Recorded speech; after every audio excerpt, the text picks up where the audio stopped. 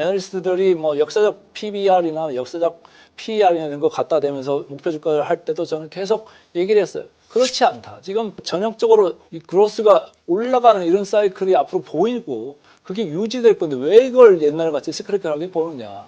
그리고 볼 필요가 없다. 급하게 올라가는 느낌은 좀 있죠. 이 각도만 보면 엄청나게 과열돼서 올라가는 겁니다.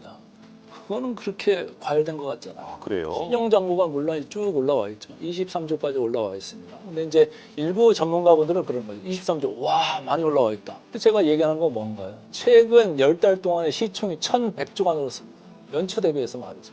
꼴랑 23조, 그게 절대 금액이에요. 순수 증가분은 그거보다 훨씬 작아요. 그래서 전체로 봤을 때는 얼마 되지가 않아요. 공매도 또 걱정하는 사람들 많잖아요. 맞아요. 외국인들 공매를. 그것도 마찬가지예요. 퍼센트로 보면 0.4%밖에 안 돼요. 전체 주식에. 맞나요? 퍼센트로 봐야죠. 우리가 10년, 뭐 5년 전의 생각으로 자꾸 지수를 보고 이렇게 보면 잘못 생각을 한다니까요.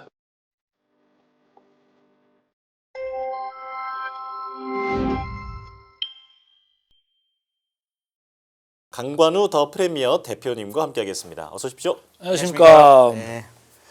자, 대표님께서는 요즘 국내 증시 어떻게 보고 계십니까? 아주 잘 즐기고 있습니다. 즐기고 계십니까? 저는 뭐 기본적으로 작년 뭐 1년 전부터 그때 네. 이제 반도체 겨울 온다? 그때 이제 이상한 소리 할 때부터 그 다음 주에 경제 TV 나와서 반성문 쓸 일이 있을 거다. 겨울 되기 전에 예. 썼잖아요. 예. 제 친정이기는 했지만은 그 뒤로 이제 계속 저는 SK 하이닉스에 대해서 너무 그렇게 비관적일 필요가 없겠다라는 생각을 계속 견지를 해왔고 최근에 와서는 이제 삼성전자가 2분기 실적 제일 안 좋게 나오면서 이제 바텀 치고 올라가는 것 같다. 그러니까 양 회사가 올라가면서 우리 코스피를 밀고 갈 거기 때문에 우리 시장을 그리 비관적으로 볼 필요가 없겠다 이런 생각을 많이 했어요. 예. 최근에 보니까 막 이렇게 올라간 사이클에서는 뭐 이제 즐기고 있는 거죠. 어떻게. 예. 왜냐하면 이게 3,200에 2,300 왔다 갔다 할 때 나오셨고 제가 그때 진행을 했었는데 너무나 확신에 차서 좋게 얘기해 주셔가지고 아마 저희 구독자분들이 되게 큰 도움이 됐을 거라고 저는 책 생각을 이름이 하고. K 증시 혁명이잖아요. 네, 그때 책 내실 때도 오셔가지고 혁명이라는 단어를 쓰는 책을 내기가 쉽지 않거든요. 네. 이제 25년 이전에는 우리가 코리아 디스카운트 시대에 있었는데 네. 확실하게 나는 그때도 말씀드린 게 프리미엄 시대에 들어가려고 한다. 최근에는 들어왔다. 벌써 지금 포워드 PBR 기준으로 1.15배까지 이제 왔어요. 상당한 프리미엄, 15%가 지금 프리미엄으로 받기 시작한 거예요. 근데 이제 자꾸 올라왔다 그러면 이거 많이 왔다 많이 왔다 이런 생각인데 불안하잖아요. 불안한 거는 좀 있어요. 오늘 같이 뭐 샥 이렇게 오르면 좀 패고 싶은 게 또 사람 마음이잖아요, 그죠? 근데 이제 어쨌든 길게 놓고 보면 뭐 이게 왔다 갔다는 하겠지만 길게 놓고 보자 이런 얘기죠. 왜냐하면 오늘 갖고 오신 것 중에 지금 15년 PER, PBR 차트도 있는데 보통 우리나라 회사들은 PBR로 밸류에이션 했던 이유가 이익이 워낙 시클리컬 하니까 그렇죠. PER이 높을 때가 좋은 거고 낮을 때가 팔아야 되고 이런 거였잖아요. 근데 지금은 이익도 잘 나는데 주가가 올라서 보여주신 것처럼 PER이 약간 오른 느낌이 있어서 이게 진짜로 비싼 거다라는 생각도 하는 분들이 계시거든요. 그거를 과거랑 비교해서 어떤지 좀 제가 얘기해 주시면 이 정당화를 좀 시켜드릴게요. 네. 과거에는 금방 우리 한 의원께서 말씀을 하신 게 뭐냐면 왔다 갔다 했다 그랬잖아요. 왔다 갔다 항상. 이익이 그걸 다른 말로 하면 ROE가 왔다 갔다 했다는 얘기예요. 근데 그걸로 보면은 PER로 보면 막 왜곡이 막 생기고 적정할 때 이거 뭘로 봐야 되느냐 이런 건데 항상 저는 이제 보수적인 관점에서 PBR로 이렇게 많이 이제 말씀을 드리고 있는데 최근에 왜 그럼 이게 계속적으로 올라가면서 저는 프리미엄을 강하게 외쳤느냐라고 했을 때는 제가 올 때마다 얘기한 게 ROE였어요. 제가 올 때만 해도 우리나라 금년 평균 코스피 ROE가 8.9%라고 이제 얘기를 했었는데 최근 조금 올려가면서 이제 9% 초반에 들어왔고 그때만 해도 내년 후년께 9.5, 9.75 이렇게 간다고 했었어요. 근데 지금 최근에 와서 오늘도 제가 체크를 해보니까 이제는 내년 ROE가 10%가 넘어가고 후년도도 10% 이상에서 유지가 된다. 무슨 얘기예요? 9%에서 10% 조금 초반, 10% 중반까지 이게 없다는 얘기야. 왔다 갔다가. 그러니까 예전같이 뭐 왔다 갔다 할 때 우리나라가 되게 순환적이니까 그랬던 건데 지금은 시총의 30%에 육박하는 삼성전자 하이닉스가 이익이 늘어나는 사이클이다. 이게 지금 왔다 갔다 하는 사이클이 아니다. 그래서 저는 애널리스트들이 뭐 역사적 PBR이나 역사적 PER이나 이런 거 갖다 대면서 목표 주가를 할 때도 저는 계속 얘기를 했어요. 그렇지 않다. 지금 secular growth, 그러니까 전형적으로 이 그로스가 올라가는 이런 사이클이 앞으로 보이고 그게 유지될 건데 왜 이걸 옛날 같이 시크릿하게 보느냐. 그리고 볼 필요가 없다. ROE를 갖다가 들이밀어서 해야 된다라고 내가 얘기를 했던 거고 그런 것 때문에 SK 하이닉스는 저는 아주 강하게 계속 얘기를 했던 거고 그리고 최근에 보면은 삼성전자 잠정 실적이 2분기, 3분기 나왔습니다만은 우리 컨센서스보다 20%가 더 나왔잖아요. 그러니까요. 12조 원 나왔죠. 그 다음 날 뭐예요? 애널리스트들이 다 상향하잖아요. 그러면 거기서 나오는 또 시사점은 뭔가요? SK 하이닉스 3분기 실적 하면 어떨까? 막 올리잖아요. 그게 이제 올려야 되는 그런 사이클에 들어와 있고 그 이미 그런 시그널은 어디서 보여줬어요? 마이크론이 분기 실적 내면서 가이던스를 확 올렸잖아요. 그래서 내년도에 이익 올라가는 걸 65% 정도 올라간다고 이미 그때 얘기를 했어요. 우리 시장의 반응을 좀 늦게 하는 거죠. 어떻게 보면. 그러니까 우리 시장이 참 어려워요. 이게 답을 다 줘도 얘기를 안 하니까 저는 그거 보면서 야 이거 시장 올라간다. 제 강관우 이렇게 유튜브에서 딱 치시면 다 삼성전자, SK 하이닉스 최근 몇 달은 다 그거예요. 그리고 애널리스트들이 너무 늦게 목표 주가 올린다. 더 과감하게 올려야 된다. 그렇게 얘기했으면 다행히 이제 올라오고는 있는데 급하게 올라가는 느낌은 좀 있죠. 이 각도로만 보면. 근데 이제 길게 놓고 보면은 야, 참 이거를 어떻게 해야 되나 좀 고민은 좀 있죠. 이제 일부를 좀 덜어내 가지고 좀 저는 최근에는 이제 옆에 있는 삼성전자를 들고 있는 데가 어디입니까? 울산 같은 데 있잖아요. 그런데도 이제 영향을 줄 수가 있고 최근에 어제 보니까 뭐 삼성 바이오로직스 또 주가가 왕창 올랐으니까 그런 데도 있고 하이닉스도 있는데 거기 들고 있는 또 SK 스퀘어라는 데도 있잖아요. 예. 근데 하이닉스하고 SK 스퀘어는 또 지금 시장에서 순수하게 유통되는 물량들이 지금 마르고 있어요. 그렇기 때문에 그쪽. 그래서 다 더해보면은 여기 한 32% 코스피 시총 비중이 되는데 얘들이 지금 올라가고 막 힘을 쓰고 있는데 코스피가 여기서 멈출까? 라고 저는 생각이 안 드는 거죠. 아, 예. 그러면 그 올라가는 그 패턴이나 이런 게 과거와 비교할 건 아니다 이렇게 말씀을 해주신 건데 올라가는 그 속도는 어떻게 보십니까? 그것도 과거하고 지금 비교를 할 수가 없을 정도로 강력하게 올라가고 있는데 이제 이런 거예요. 엄청나게 과열돼서 올라가는 거냐? 그거는 그렇게 과열된 것 같지는 않아요. 아, 그래요? 신용잔고가 물론 쭉 올라와 있죠. 23조까지 올라와 있습니다. 근데 이제 일부 전문가분들은 그런 거죠. 23조, 와, 많이 올라와 있다. 근데 제가 얘기하는 건 뭔가요? 시총이 얼마나 늘었는데 최근 10달 동안에 시총이 1,100조가 늘었습니다. 연초 대비해서 말이죠. 근데 그거 꼴랑 23조 그게 절대 금액이에요. 순수 증가분은 그거보다 훨씬 작아요. 그래서 전체로 봤을 때는 얼마 되지가 않아요. 그 정도는 신용이 올라올 수도 있겠다라는 생각이고 공매도 또 걱정하는 사람들 많잖아요. 맞아요. 외국인들 공매로. 그것도 마찬가지예요. 퍼센트로 보면 0.4%밖에 안 돼요. 전체 주식에. 많나요, 그게? 많지 않아요. 제가 볼 때는 그래서 퍼센트로 봐야지 우리가 10년, 뭐 5년 전의 생각으로 자꾸 지수를 보고 이렇게 보면은 잘못 생각을 한다니까요. 왜냐면은 옛날에 뭐 코로나 때 우리가 뭐 3,300 넘어가가지고 어쩌고 저쩌고 3,305번은 다 멈출 거다. 일단은 멈췄었잖아요. 근데 저는 그렇게 절대 지수를 보면 안 된다고 했던 사람이 왜? 그동안 물가도 올랐고 밤새워서 맨날 일했고 회사들이 가만히 있었습니까? 맨날 일해가지고 부가가치를 만들어냈잖아요. 우리 시장이 그거를 인정을 안 해줬을 뿐이다. 저는 그렇게 봤던 거예요. 그래서 제가 볼 때는 지금 올라가는 속도도 빠르고 각도도 좀 급하고 그래서 조금 이제 힙합이 좀 있을 수 있어요. 아, 예. 예, 약간은 있을 수 있지만 길게 놓고 보면 또 저가 매수가 또 들어온다라는 생각을 하고 있죠. 예. 이게 한국이 작년에 사실상 꼴찌를 했고요, 수익률로. 근데 올해는 이제 압도적인 1등인데 저는 이제 2004년부터 봤으니까 대표님도 훨씬 더 짧게 보긴 했지만 제가 20년 넘게 보는 중간에 대세 상승장이라고 느꼈던 건 4, 5, 6, 7, 8년이 대세 상승장이었습니다. 그때 조세 건설할 때 뭐 이런 그런 것들이. 그리고 나서는 항상 한 해 좋고 한 해 나쁘고 뭐 이랬었거든요.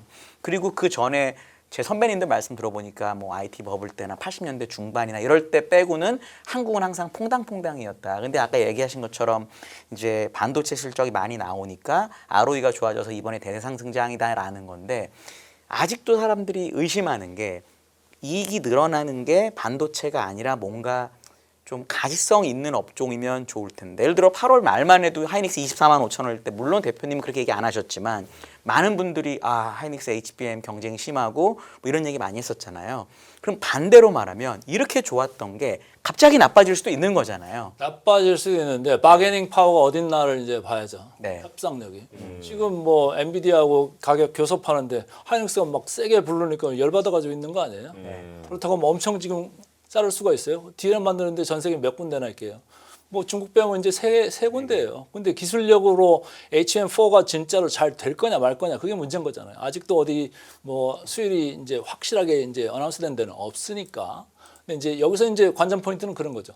하이닉스가 계속 그 자리를 유지할 거냐, 아니면 지금 최근에 들리는 말로는 삼성전자의 수율이 좀 좋아지고 있다 이런 얘기가 조금은 있는데. 그럼 삼성전자가 따라잡을 거냐 그거의 문제인데 지금 이제 자료를 보시면 알겠습니다만 영업이익 추정치를 올리고 있는데 올리는 속도가 삼성전자가 더 많이 올라가는 걸로 드디어 나오기 시작했어요. 지난번에 왔을 때만 해도 금년에 삼성전자보다 하이닉스가 한 8조 9조 더 이익이 나온다고 했었고 내년에조차도 하이닉스 3조 정도 더 나온다고 했는데 지금 화면에 나오고 있으니까 그 다음 자료를 보시면은 이게 차이가 나기 시작했어요. 예. 그래서 삼성전자가 내년에 60조 영업이익이 나올 거다 이렇게 이제 컨센서스가 나오고 시작했고 빨간 거가 이제 하이닉스인데 53조 얘기를 하는 거예요. 네. 다시 이제 엎어지는 거예요.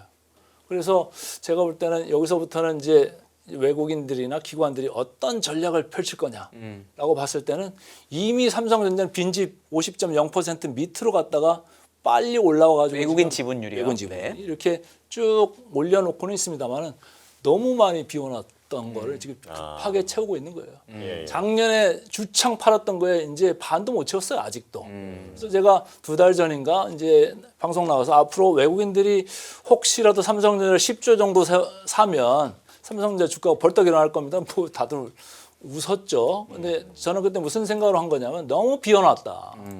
라는 거고 하이닉스는 최근에 조금 팔려고 하잖아요. 뭐 캐피탈 이런 데서도 뭐 조금 그런 응시를 움직이- 했죠. 예, 엄청 그런 큰 게 외국계 있었는데 기관이. 네. 그런데도 이런 거죠.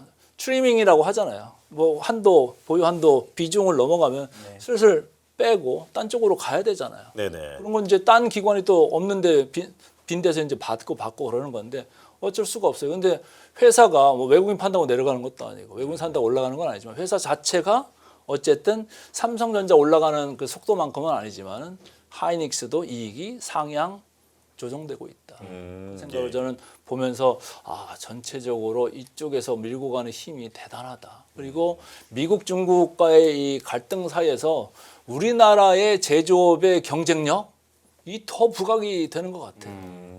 전 세계에서 우리나라만큼 제조업을 잘 만드는 나라가 이제 보니까 없었어요. 가격 경쟁도 좋고 납기도 잘해주고 퀄리티도 많이 따라왔고 기술력 좋고 그런 데들이 우리는 모르고 그냥 하고 있었는데 알고 보니까 우리가 제일 잘하는 나라 중에 하나였어. 이렇게 된 거죠. 그래서 저는 이런 구도에서도 우리가 경쟁력이 있을 수가 있겠다 이런 생각을 합니다. 그럼 이제 4, 5, 6, 7, 8년이나 그 전에 80년대 중반과 같은 대세 상승장에 진입했다고 이제 대표님 저는 이제 보시겠네요. 이렇게 보는 거죠. 네. ROE가 10% 매년 나온다는 얘기는 그냥 쉽게 얘기해서 지금 이제 3,700 왔잖아요. 네. 그럼 매년 한 뭐 350에서 400포인트씩 올라간다 이렇게 네. 보는 거죠. 간단히 보면.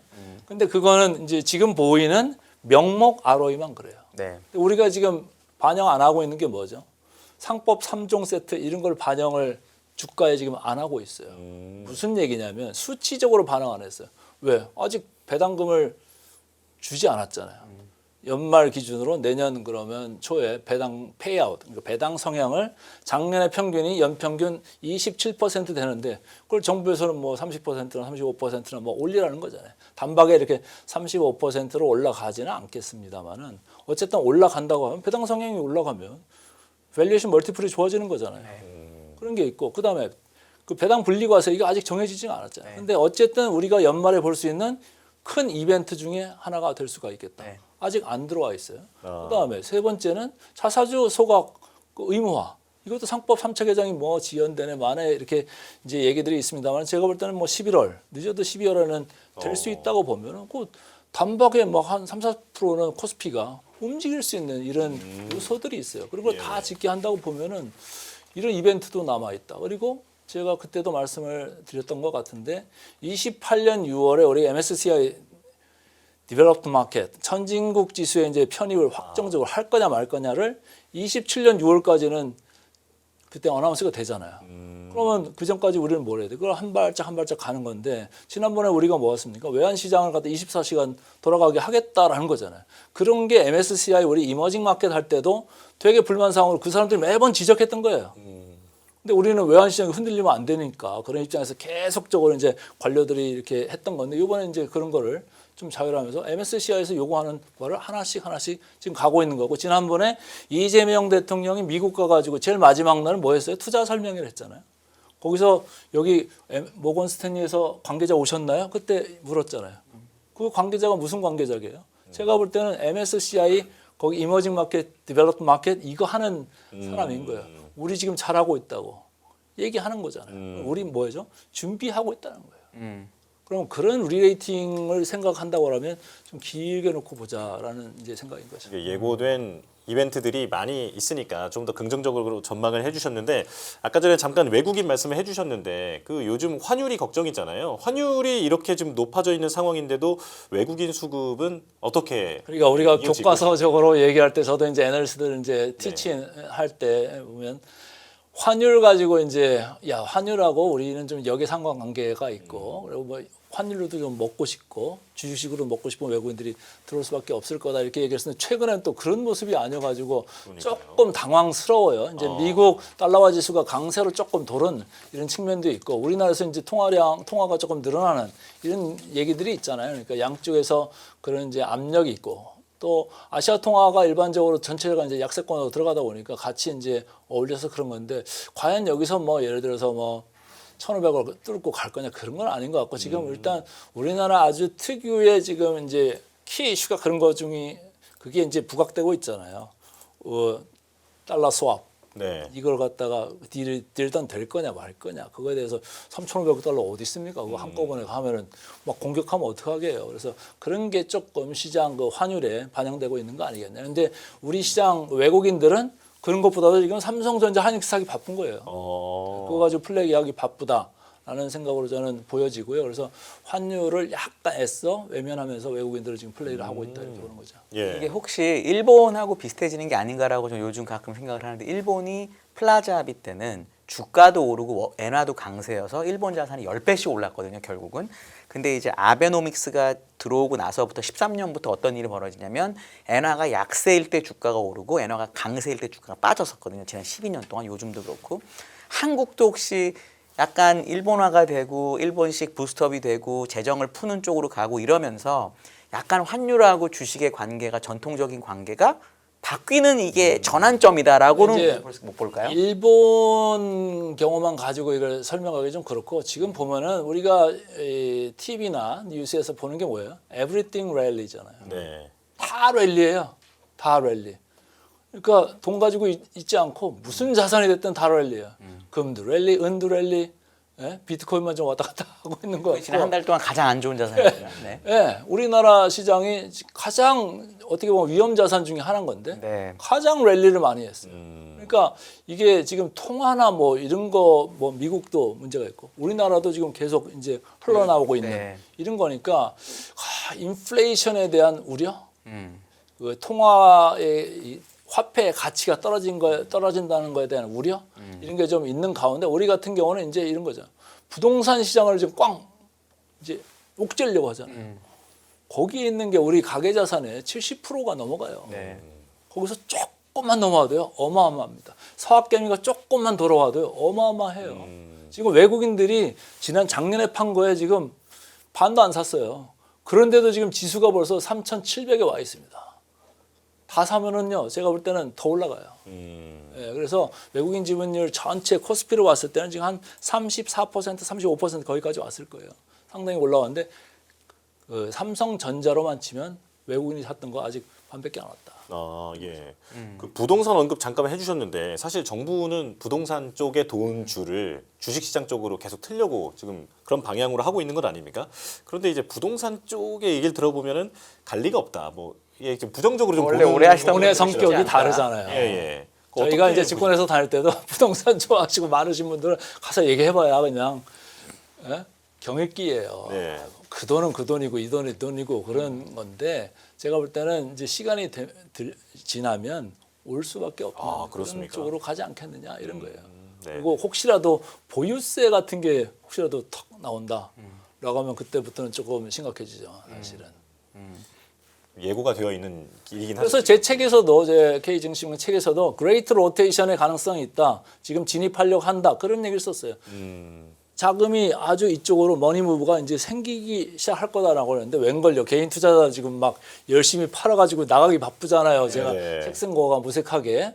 근데 결국은 제가 왜 팔지 말고 끝까지 버티는 사람이 승자다라고 하냐면 결국은 그렇게 나간 분들은 나중에 비싸게 살 거예요. 네. 알겠습니다. 그 다음에 이제 아까 미중 갈등 얘기 잠깐 해주셨는데 사실은 미중 갈등은 18년부터 있었던 일이고 사실 그때 7월인가 8월에 연장했던 게 결국 11월이면 원래 끝나게 돼 있고 그러니까 이제 에이펙도 있고 하니까 그냥 시기에 맞게 노이즈다라고 생각하는 분들도 있는데 또 어떤 분들은 아 그게 아니고 이번에 정말 심각하다라고 얘기하는 경우도 있거든요. 대표님은 어느 쪽이세요? 저는 그냥 이 정치적인 하나의 그냥 쇼타임이다. 곧 끝나간다. 이렇게 생각을 해요. 패를 뭐 중국이 다 보고 있는데 뭐 그게 됩니까? 히토리를 꽉 잡고 있잖아요. 뭐 어떡할 거예요? 아무것도 못 하는데. 이게 히토류 때문이라는 분도 있는데 한뭐 콩도 그렇잖아요. 콩이나 이런 농산물이 정치적 더 기반 심하다는 있는 데서 거죠. 네. 뭐 수입 안 해버리면 뭐 트럼프한테 가서 좋은 얘기 하겠어요? 네. 트럼프 머릿속에는 선거밖에 없어요. 내년 중간 선거밖에 네. 없죠.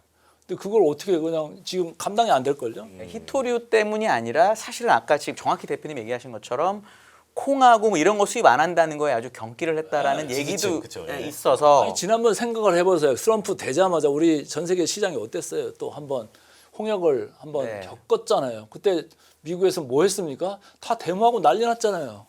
그랬더니 맨날 SNS 해가지고 주식 올라갈 겁니다. 주식 시장을 신경을 엄청 많이 쓰는 트럼프입니다. 신경 안 쓸 수가 없어요. 아니 미국의 모든 그 생활하는 사람들이 그거 주식으로 먹고 사는데 우리나라랑 다르잖아요. 우리나라는 부동산으로 먹고 살고 미국은 주식으로 먹고 살아요. 그 주식시장 박살나면은 힘들어요. 정치적으로. 그러니까 미중 무역 분쟁 결국은 또 타코다. 네. 트럼프 always chicken out. 그러니까 결국은 뭐 에이펙까지는 별로 이슈가 안 된다고 보시겠네요, 대표님은. 저는 그 뭐 와서도 아니 하루는 막 이렇게 할 거예요. 또 하루는 이렇게 하고 계속 왔다 갔다 할 건데 뭐 시진핑 어떻게 하고 있습니까? 가만히 있잖아요. 누가 이길까요? 그러면 역사는 반복된다. 그리고 그 수를 다 읽고 있기 때문에 어쩔 수가 없어요. 네. 어쨌든 이제 지수가 많이 오르고 뉴욕 증시도 마찬가지고 하다 보니까 그런 월가 공포 지수가 5개월 내에 지금 최고로 올라와 있는 상황에서 S&P 500도 같이 5거래일 연속 상승을 했다고 합니다.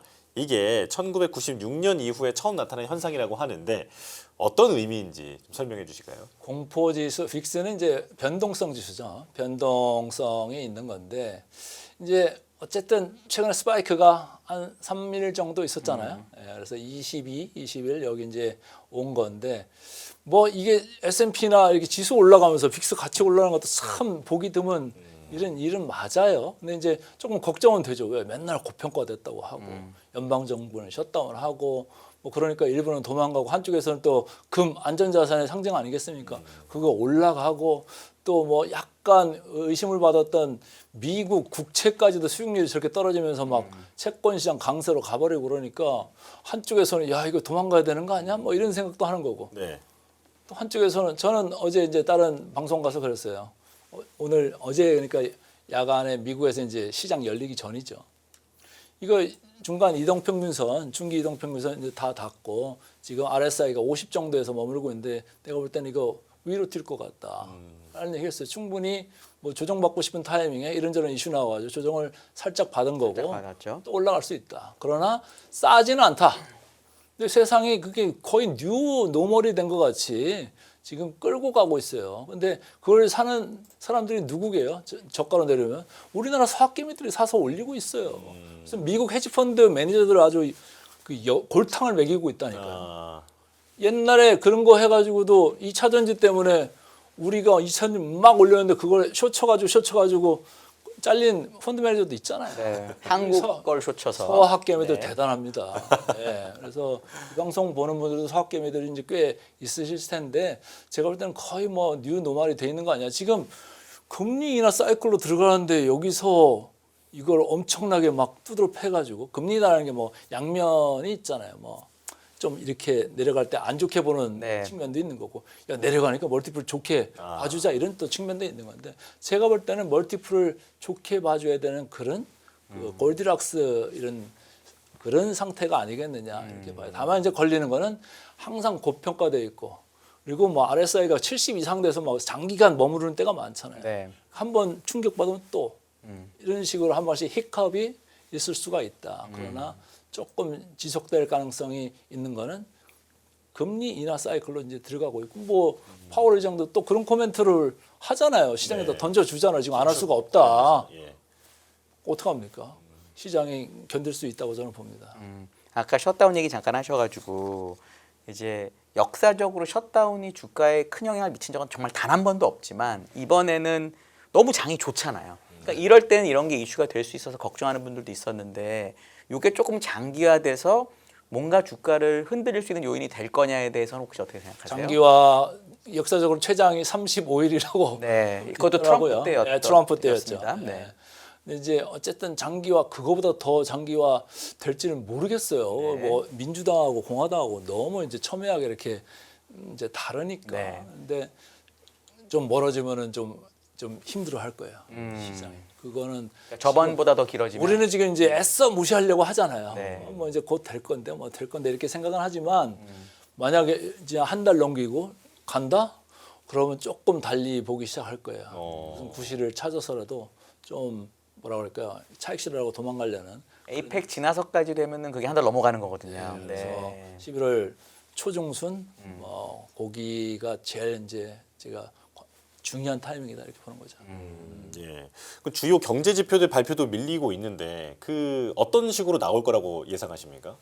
글쎄요, 그걸 걔들도 모르는 걸 제가 어떻게 알겠습니까? 정답이 CPI부터 뭐 다음 주 금요일로 또 밀리는 거잖아요. 그러면은 지금 깜깜이로 페드도 야 금리나 해야 돼 말해야 돼 이거 막 그냥 하는 거예요. 눈 감고 이제 해야 돼. 근데 페드와치에서 뭐 저렇게 확률을 갖다가 높이 해놨으니까 이번에 해도 면피는 되잖아요. 네. 그러니까 뭐 CPI 뭐 이런 거 걱정할 때 걱정은 좀 할 수는 있지만은 생각보다 뭐 세계 이제 그 IMF나 뭐 이런 데도 생각보다 관세로 인한 물가 상승 압력이 그렇게 강하지 않다 이런 보고서들이 이제 나오고 있잖아요. 그러니까 이제 연준에서는 그런 용기가 좀 나올 수 있는 지금 타이밍이 있는 거죠. 알겠습니다. 그 관세 영향이 물가에 미치는 영향이 생각보다 적다라고 지금 이제 보고서도 언급을 해주셨는데, 이게 그냥 이제 무역 합의 같은 게 이루어졌기 때문에 그 영향이 생각보다 적다라는 내용이기는 했거든요.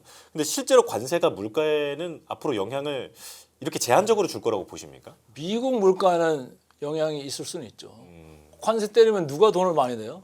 미국 진열장에 있는 걸 사는 소비자들이 많이 내든지, 네. 아니 우리나라 반도체를 사가고 가는 미국의 아주 빅텍들이 비싸게 사가는 거예요. 또 정가에서 이제 엔드 유저한테 팔면 이제 다행인 건데, 미국 그 소매품을 사는 미국 소비자 입장에서는 사실은 그런 얘기들 별로 안 해요. 사람들이 관세 올라갔으니까 관세 수입이 미국에서 많아졌다. 그거 다 누구한테 뜯어간 거예요? 미국 소비자들한테 뜯어간 거예요. 물론 한국에서 자동차를 수출한다라고 할 때 관세 때문에 안 팔릴 것 같으니까 야 가격 미리 깎아줘 이렇게는 할 수는 있죠. 근데 어쨌든 미국 소비자들이 다 텍스페이어들이 지금 부담하고 있는 거예요. 그러니까 뉴스 같은 데 나오면 뭐 물가가 지금 장난 아닌데 이런 얘기들이 나오잖아요.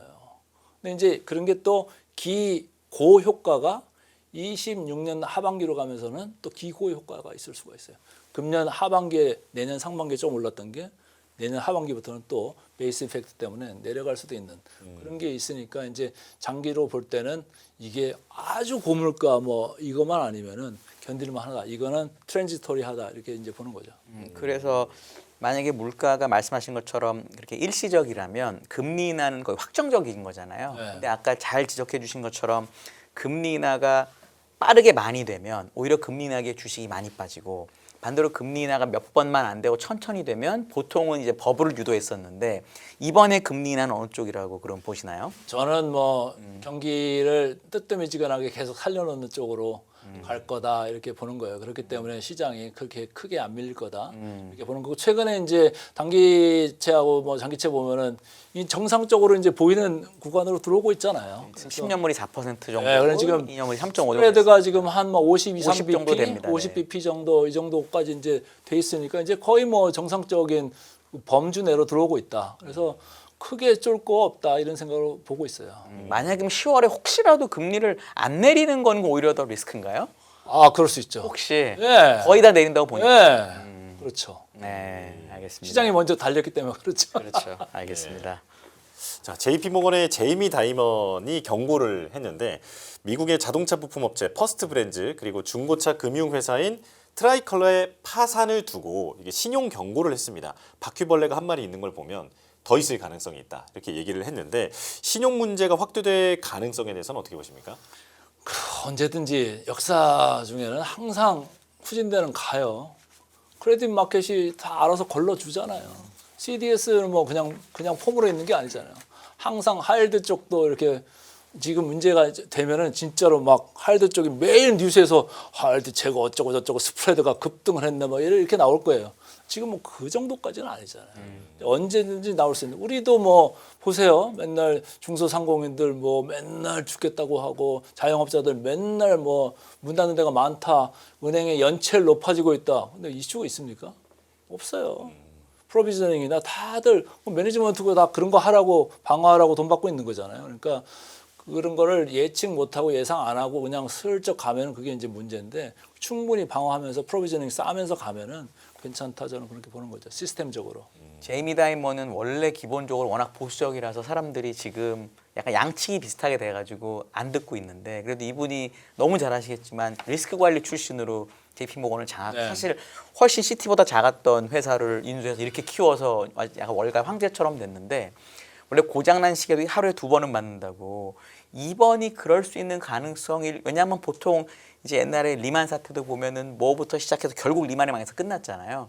그런 가능성 더 오래 보셨으니까 어떻게 보세요? 그런 가능성이 뭐 이만큼 있을 수 있어요. 근데 리만이고 뭐 그때 이제 그다음에 금융위기도 베어스턴스 이미 그 전에 알람벨들이 엄청 세게를 수개월 동안 계속 울리고 제일 마지막에 터진 거예요. 네. 우리가 지금 그 상태냐? 알람벨 없다. 가려면 거기까지 알람벨 울리기 전까지도 아직 한참 남았어요. 그러니까 예를 들어 BNP가 맨 처음에 2006년인가 7년에 그 모기지 못하면서부터 쭉 됐던 건데 그것도 아직 택도 없다는 거죠. 예. 알겠습니다. 지난번도 지방은행들 뭐 리저널 뱅크들 막 간다고 그래가지고 한 번 또 홍역을 재작년 2월에 SBB. 근데 뭐 있었어요? 지금 그거 기억하는 사람이 있나요? 네, 알겠습니다. 네. 제이미 다이먼 말씀해 주시니까 약간 흐름이랑 어긋나기는 한데 또 이 사람이 했던 발언이 또 최근에 이슈가 된 게 있어서 금값 좀 질문을 드려볼게요. 5,000불 넘어서 10,000불 갈 수도 있다라는 얘기를 또 직접 했단 말이죠. 예. 잘 모르겠어요. 그러니까 야, 저 진짜 어디까지 갈까요? 이 뭐 여러 가지 이제 우리가 교과서적인 얘기는 뭐 항상 하는 얘기니까. 근데 지금은 상당히 이쪽으로 오는 게 야, 달러에 대한 불신이 이렇게도 심할 수가 있나? 그런 생각을 할 정도로 지금 넘어오고 있는 것 같아요. 그래서 야, 이렇게 지금 화폐 가치들이 없다는 걸 사람들이 이제 알고 돈이 너무 많이 풀려 있다는 걸 알고 계속적으로 넘어오는데 쏠림이 점점 심해지는 것 같다. 무슨 뭐 투기자산 올라가는 것 같이 군가격이 올라가잖아요.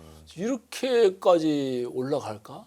그러니까 뭐 예상하는 사람들이야 뭐 그냥 5,000불을 가네 뭐 어느 가네 이렇게 쉽게 얘기할 수 있는데 야 이거 쇼친 사람들은 죽겠다.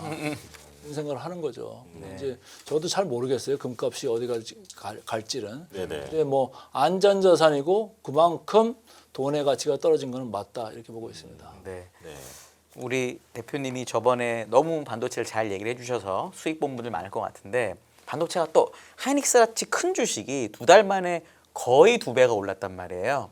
반도체 말고 좋아하시는 거 좀 얘기해 주시면 안 될까요? 저는 이제 제가 유튜브를 최근에 시작을 했어요. 강원의 의식주주라고 해서 이제 했는데 의식 주주. 네. 오늘 어제 이제 올려놓고 온 게 전력 인프라, 네. 뭐 원전 이런 거에서 또 조회수가 대박이 났는데 네. 대박이라는 게 뭐 큰 대박이라는 게 아니고 이제 2주 된 유튜브 치고는 오늘 또 이제 대박 꽤 날 많이 겁니다. 나왔는데 이제 뭐냐면은 우리가 골드러시 시대에 돈 번 데는 청바지 회사잖아요. 아, AI 러시 시대에는 이런 전력 인프라 아니면 발전 회사 뭐 이런 데가 좀 되지 않겠나 이런 생각들을 하는 거죠. 꼭 필수적인 거잖아요. 그래서 네.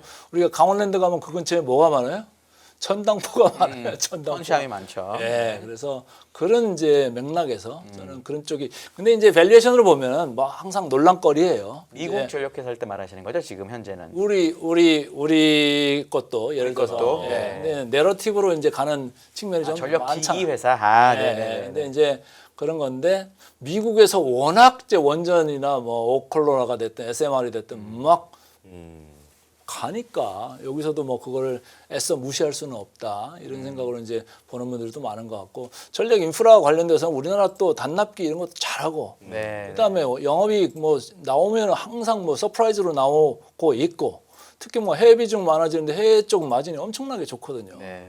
그러니까 뭐 사실은 다 뭐 구리 가격도 많이 올랐습니다만 그거 다 고객한테 다 전가하고도 마진이 무지하게 많이 남는 이제 어쨌든 근데 고평가 논란에서는 자유롭지는 않습니다만은 일단 그로스 자체 성장률 자체가 상당하다. 그래서 AI 뭐 우리가 칩만 볼 게 아니라 그 밑에 있는 소부장만 볼 게 아니라 그 좀 주변을 좀 넓게 볼 필요가 있겠다 이렇게 보는 거죠. 네.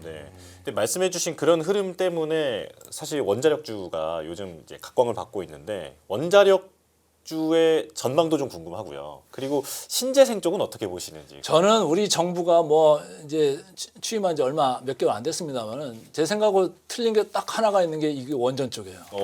예. 저는 이거 오히려 지금 물론 이제 우리나라가 원전 발전 그 믹스로 보면 원전이 제일 많죠. 신재생이 너무 이제 다른 나라에 비해서 낮은 거는 맞아요. 그런데 뭐 이게 오래 걸린다고 지금 안 할 이슈냐? 아, 우리나라에서 예를 들어서 10년, 15년 걸리는 걸 아, 이거 우리 지금 약간 등한시하고 뭐 안 짓고 그럼 딴 나라에서 어떻게 수주를 할까요?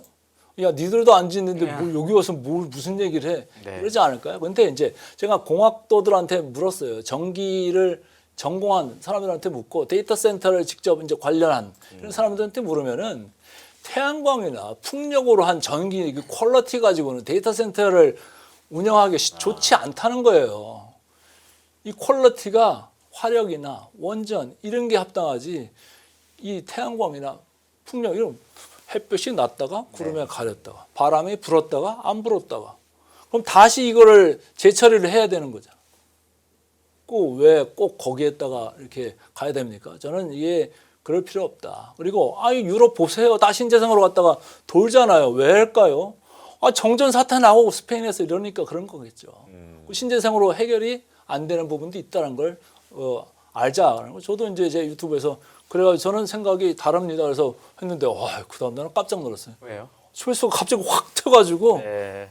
와우. 그래서 근데 아니하다 주가가 갑자기 막 25% 이렇게 올라가 보니까 저도 좀 당황을 하고 어떤 데 보니까 리포트가 뭐 두산에너지 10만 원 뭐 이렇게 써놨던데 네. 모르겠습니다. 저는 적정 주가는 이제 제가 이제 평가할 위치에 있지 않지만 어쨌든 방향으로 봤을 때는 원전을 안 할 수가 없는 세상으로 들어가고 있다.